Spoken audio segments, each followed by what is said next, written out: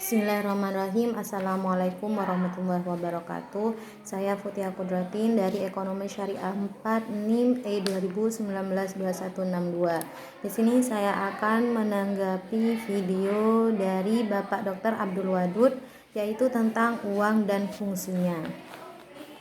Untuk yang pertama, di sini saya akan menjelaskan tentang definisi dan juga jenis-jenis dari uang.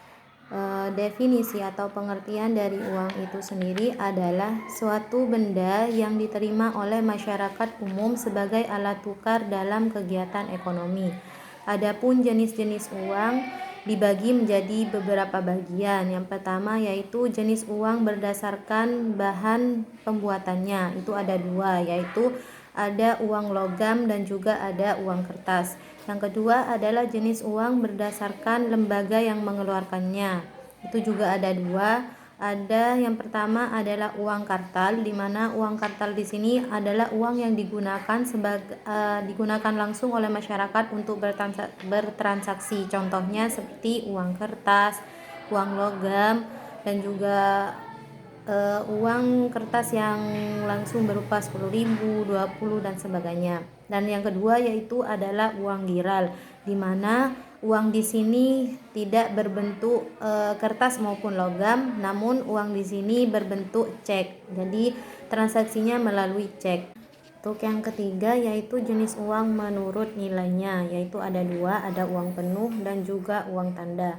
Uang penuh di sini adalah di keadaan dimana nilai uang dengan barang itu sama, contohnya adalah emas.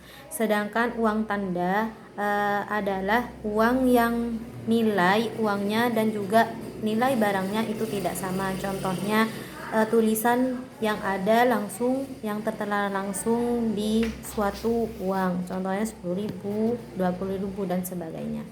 Yang selanjutnya saya akan menjelaskan dan memaparkan beberapa fungsi dari uang. Yang pertama yaitu fungsi asli dari uang itu, yaitu sebagai alat ukur atau medium of change, di mana di sini uang itu bisa digunakan sebagai bertransaksi dan juga sebagai alat pertukaran antara seseorang dalam membeli suatu barang.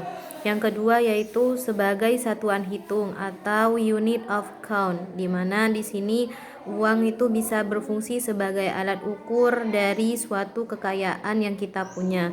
Dan yang ketiga yaitu sebagai alat penyimpanan nilai atau valuta. Selanjutnya adalah fungsi turunan dari uang. Yang pertama sebagai alat pembayaran transaksi yang sah. Yang kedua yaitu sebagai alat pembayaran hutang. Yang ketiga sebagai alat penimbun kekayaan. Yang keempat sebagai alat pemindah kekayaan. Yang kelima yaitu sebagai alat pendorong dari kegiatan ekonomi. Yang terakhir adalah fungsi uang menurut ekonomi Islam. Yang pertama yaitu sebagai alat tukar, sama halnya dengan yang tadi, yaitu contohnya seperti ketika kita ingin membeli suatu barang, maka uang itu berfungsi sebagai alat tukar. Yang kedua yaitu sebagai alat hitung, di mana alat hitung di sini yaitu menghitung suatu kekayaan yang kita miliki. Dan yang terakhir adalah sebagai alat penyimpan kekayaan.